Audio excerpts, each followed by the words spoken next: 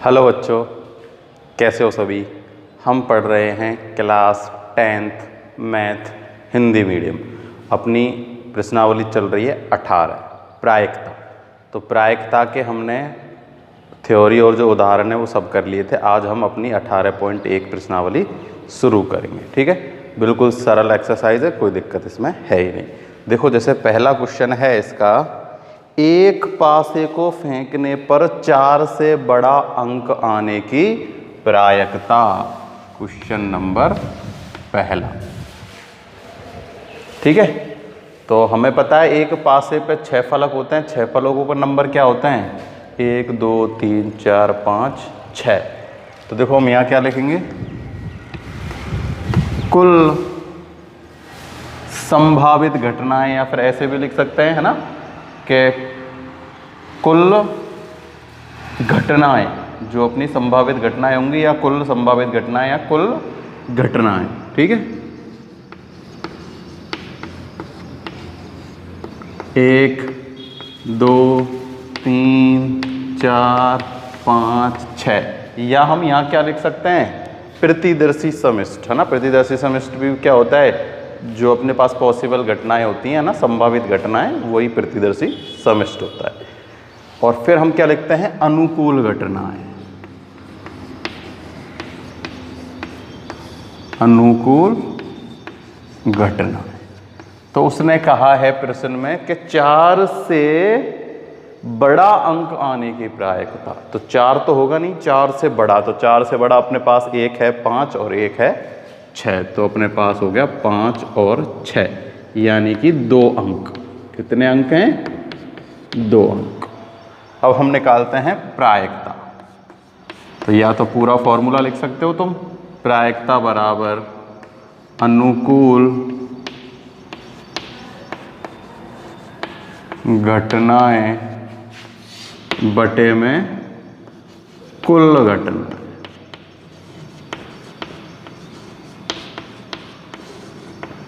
ठीक है, तो अनुकूल घटनाएं अपने पास हैं 2, कुल घटनाएं हैं 6, 1/3। या फिर कैसे लिख सकते हो, m/n, है ना। पर अब तो ऐसा पूरा ही लिख देते हैं, कोई दिक्कत नहीं है इसमें। तो अपना ये हो गया क्वेश्चन नंबर पहला। फिर दूसरा क्वेश्चन अपने पास है, एक सिक्के को 2 बार उछाला जाता है, दोनों बार चित्त आने की प्रायिकता क्या है? तो देखो क्वेश्चन दूसरा, एक सिक्के को 2 बार उछाला जाता है। तो वो ये, एक सिक्के को 2 बार उछाले जाएंगे तो क्या संभावित घटना आएंगी? हो सकता है पहली बार में हेड आ जाए। तो देखो मैं यहाँ लिख देता हूँ, क्या कुल संभावित घटनाएं।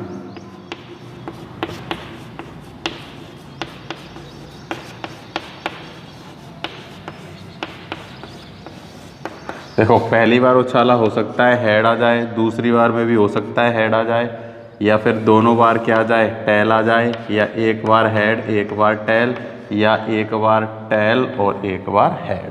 तो जो 2 सिक्कों को एक साथ उछालो या एक सिक्के को 2 बार उछालो, अपने पास सेम क्या बनते हैं, संभावित घटनाएं या प्रतिदर्शी समिष्ट बनती हैं।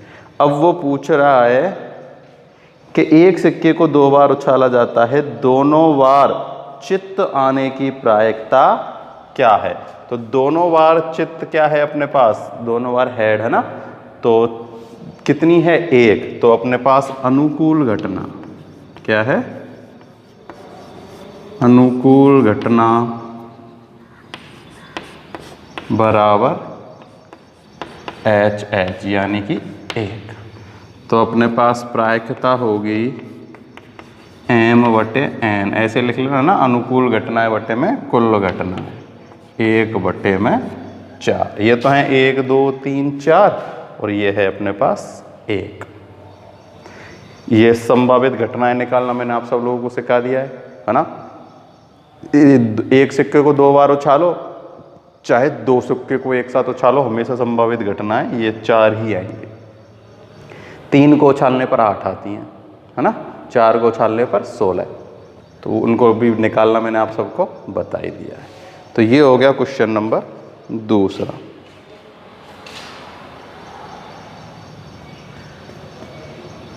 क्वेश्चन नंबर तीसरा इम्पोर्टेंट क्वेश्चन है, ठीक है, तो इसको अच्छे से करना।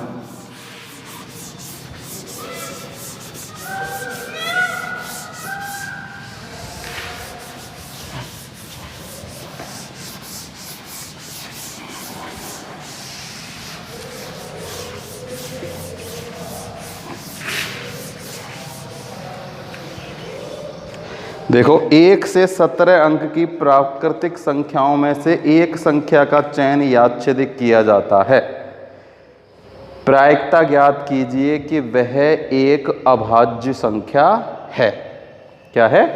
अभाज्य संख्या। तो देखो हमें क्या लिखनी है, सबसे पहले तो 1 से 17 तक की प्राकृतिक संख्या लिखनी है। कैसी लिखनी है? प्राकृतिक संख्या।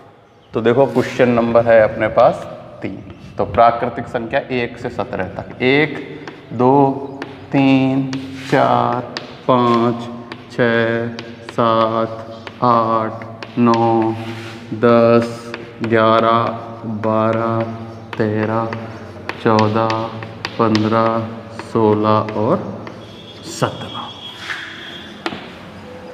ठीक, ये हैं अपने पास क्या?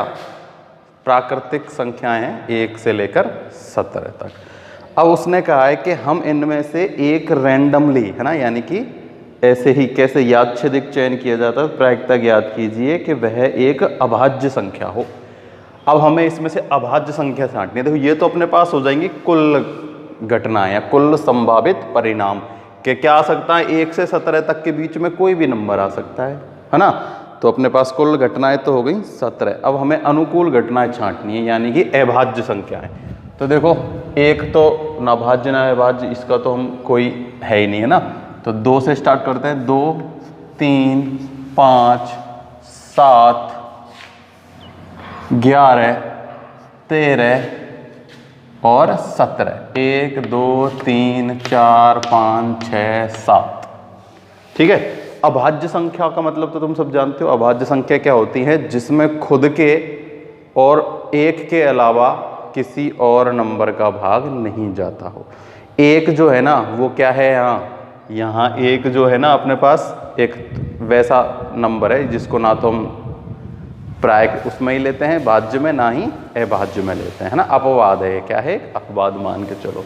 तो 2 3 5 7 11 13 और 17 ऐसे कितने नंबर हैं? 7। तो यहाँ ये तो कुल घटनाएं हो गई।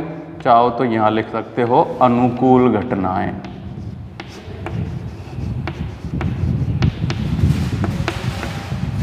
दो 3 5 7 11 13 और 17। देखो किसी में भी 1 और खुद, इसमें 1 और 2 के अलावा किसी का नहीं जा रहा। इसमें 1 और 3 1 और 5 1 और 7 1 और 11 1 और 13 और 1 और 17, इनके अलावा किसी और नंबर का भाग नहीं जा रहा। तो देखो 1 2 3 4 5 6 7। तो वही प्रायिकता क्या होती है? अनुकूल घटना बटे में कुल घटना। तो 7 बटे में 17 अपना क्या आ गया आंसर। क्या आ गया? 7 बटे में 17 अपना आंसर आ गया। फिर एक सिक्के के लगातार 3 उछालों में अंतराल चित्त या पट्ट आने की प्रायिकता ज्ञात कीजिए। एकांतर चित्त या पट्ट।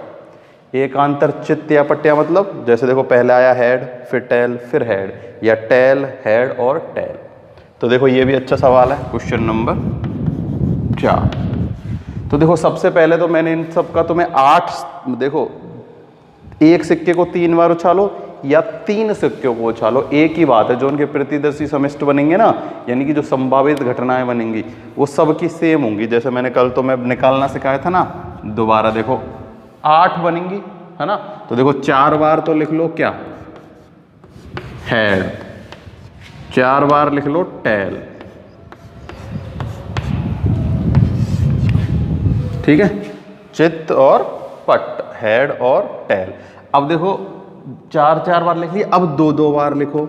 2 बार हेड, फिर 2 बार टेल, फिर 2 बार हेड और 2 बार टेल। अब एक बार लिखते जाओ, head tail head tail head tail head और टेल। ठीक है, तो अपने पास क्या आ गई, कुल संभावित घटनाएं या कुल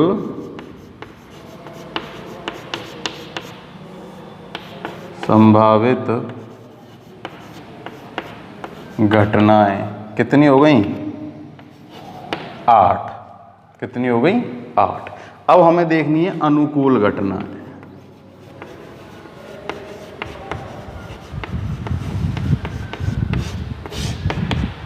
तो देखो अनुकूल घटनाएं, क्वेश्चन में हमसे पूछा गया है क्या कि एकांतर, अच्छा एकांतर पूछा गया है, यानी कि लगातार, है ना, कि एक सिक्के में लगातार 3 उछालों में एकांतर चित्त या पट्ट आने की प्रायिकता। ठीक है ना, यानी कि लगातार चित्त आता जाए या लगातार पट्ट, यानी कि लगातार हेड आए तीनों बार और लगातार टेल आने की प्रायिकता। तो देखो लगातार हेड आ रहा है एक बार और लगातार टेल आ रहा है एक बार। तो अपने पास अनुकूल घटनाएं कौन कौन सी हो गई, हेड हेड और हेड, टेल टेल और टेल, यानी कि 2। तो अपनी प्रायिकता हो जाएगी 2/8 यानी कि 1/4।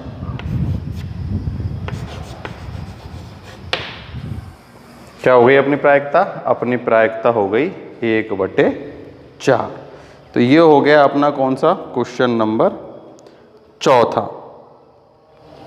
अब हम करते हैं क्वेश्चन नंबर 5।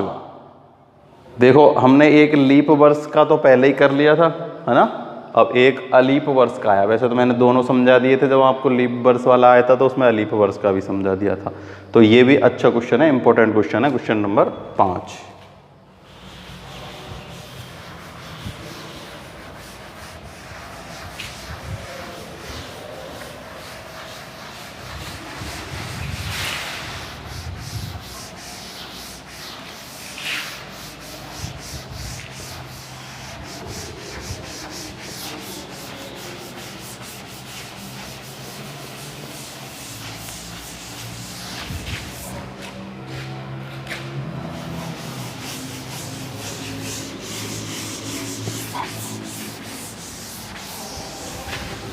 देखो क्वेश्चन नंबर 5 है, एक अलीप वर्ष में केवल 12 रविवार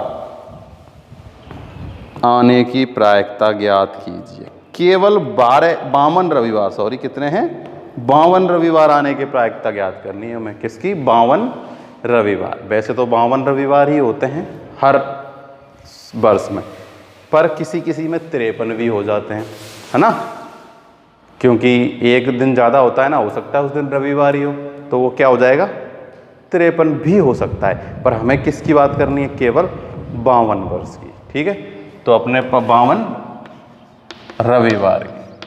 ठीक है, तो देखो अलीप वर्ष,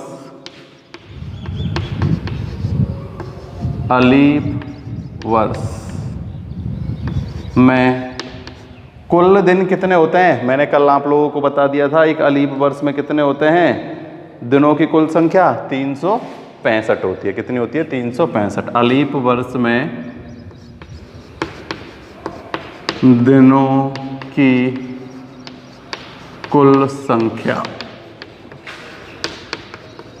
365। कितनी होती है, 365। और लीप वर्ष में ये कितनी हो जाती है, 66 हो जाती है, एक दिन और बढ़ जाता है। ठीक है, अब अपने पास 52 सप्ताह और एक दिन बचता है। ठीक है ना, तो देखो 52 सप्ताह है तो मतलब 52 तो क्या हो गए, रविवार हो गए। क्या हो गए, रविवार हो गए। तो एक वर्ष में सप्ताहों की संख्या क्या होती है, देखो एक वर्ष में सप्ताह की संख्या होती है कितनी, 52। एक वर्ष में 52 ही सप्ताह होते हैं, फिर भी एक दिन बच जाएगा। अब क्या बच जाएगा, एक दिन। तो उस एक दिन के रविवार ना होने की प्रायिकता निकालनी है हमें। क्या निकालनी है, एक दिन में उसमें रविवार ना होने की प्रायिकता। तो देखो इसको करने के भी 2 तरीके हैं, एक तो होने की प्रायिकता और एक ना होने की प्रायिकता। ठीक है ना, तो देखो अब अपने पास क्या रह जाएगा, देखो अपने पास हैं 365 दिन, उसमें 52 से क्या दे देते हैं भाग, कितने से 52 से। तो देखो जब 7 बार जाएगा, कितनी बार जाएगा 7, और अपने पास आएगा 364, एक दिन बचेगा। या किससे 7 से भाग दे लो, किससे 7 से भाग दे लो, यहाँ आएगा 52, कितना आएगा 52, और एक दिन शेष है। तो हम कैसे लिख सकते हैं कि 52 सप्ताहों के बाद भी अपने पास वर्ष में क्या रह जाता है, एक दिन शेष रह जाता है। तो इस एक दिन के रविवार ना होने की प्रायिकता निकालनी है हमें, क्योंकि अपन को निकालनी है प्रायिकता किसकी, रविवार 52 होने की प्रायिकता। पिछली जो क्वेश्चन था ना उसमें तो अपने ऐसे पूछा था सोमवार के 53 सोमवार होने की प्रायिकता, इसमें है केवल 52 सोमवार होने, रविवार होने चाहिए, 53 नहीं होने चाहिए। ठीक है, तो ये जो एक दिन है, इस एक दिन की अब हमें रविवार होने की प्रायिकता निकालनी है। तो देखो एक दिन है ये, तो एक दिन कुछ भी हो सकता है, सोमवार भी हो सकता है, मंगलवार भी हो सकता है, बुधवार भी हो सकता है, बृहस्पति वार भी हो सकता है ना, शुक्रवार भी हो सकता है, शनिवार भी हो सकता है, और रविवार भी हो सकता है, कोई सा भी वार हो सकता है। ठीक है ना भाई, 7 दिन में से एक वो है, कुछ भी हो सकता है। अब हमें तो केवल ये देखना है कि उसके रविवार ना होने की प्रायिकता। तो देखो दो तरीके हैं, या तो सीधा ही देख लो रविवार ना होने की प्रायिकता के, एक पे तो रविवार है, 1 2 3 4 5 और 6 पे रविवार नहीं है, तो अपनी प्रायिकता क्या हो जाएगी 6/7। ठीक है, अब हमें वो रविवार नहीं होने की प्रायिकता निकालनी है। तो देखो वैसे हम करेंगे कैसे इसको,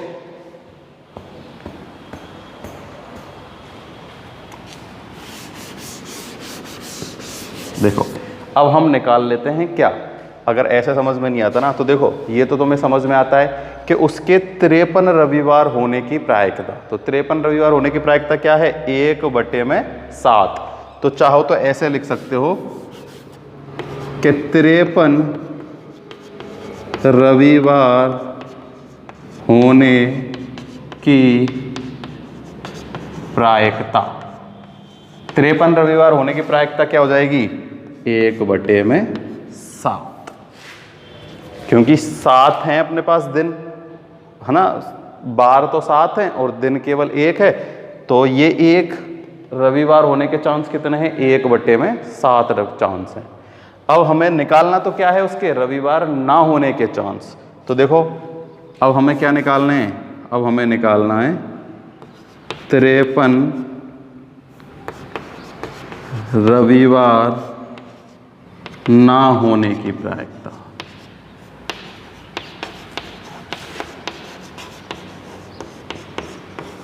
तो देखो ना होने की प्रायिकता कैसे निकालते हैं, मैंने बताया है, देखो PA' है ना, होने की पे तो अपन PA लिखते हैं, और ना होने की पे क्या लिखते हैं PA', और क्या करेंगे एक में से माइनस कर देंगे क्या 1/7, क्योंकि मैंने बताया कुल जो वर्ग होता है वो कितना होता है 1।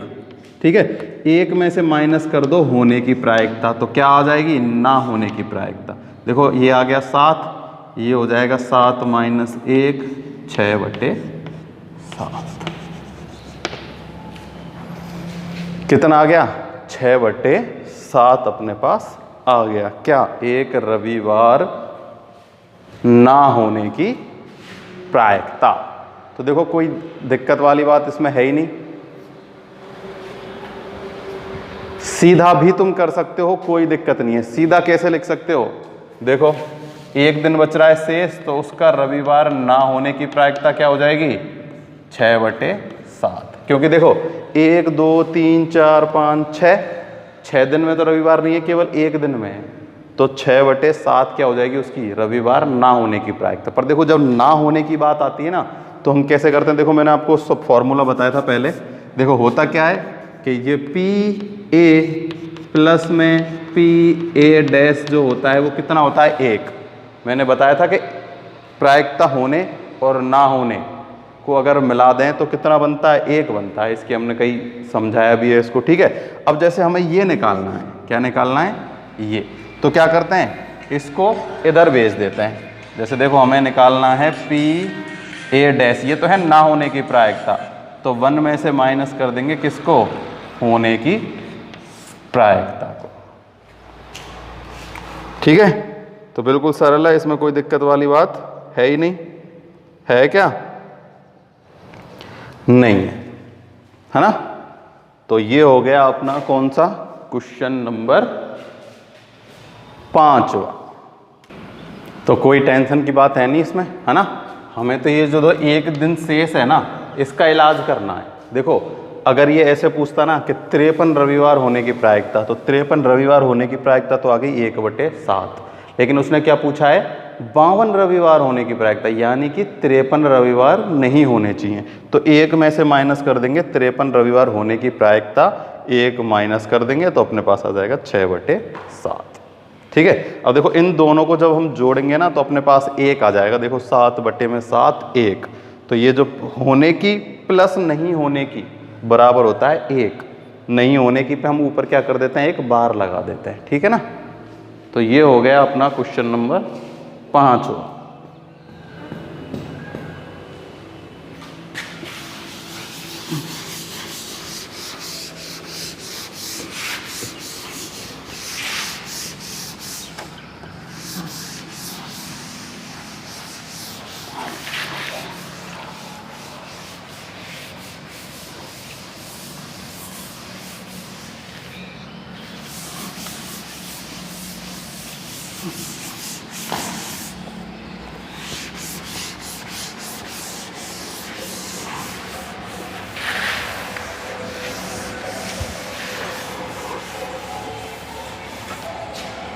देखो क्वेश्चन नंबर 6, क्वेश्चन नंबर 6 जो अपने पास है उसमें हमसे पूछा गया है कि हमें प्रायिकता होने की वो दी गई है और नहीं होने की प्रायिकता ज्ञात करनी है, ठीक है। जैसे हमें दिया गया है पी ए, क्वेश्चन नंबर 6,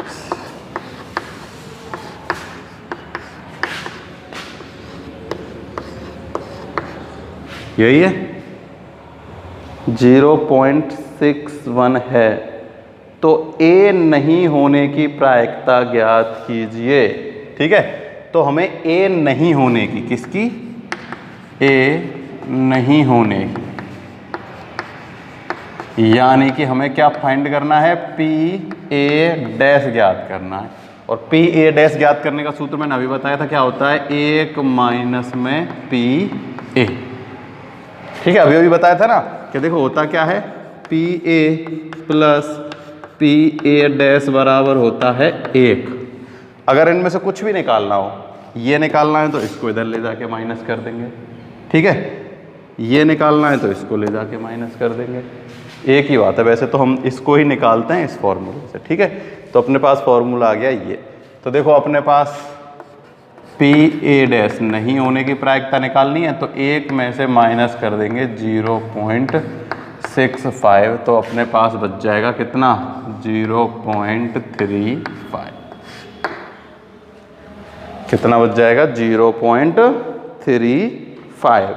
ये हो गया अपना क्वेश्चन नंबर 6। होने की दी है और नहीं होने की पूछी है, तो 1 में से देने की माइनस कर देंगे तो नहीं होने की प्रायिकता आ जाएगी।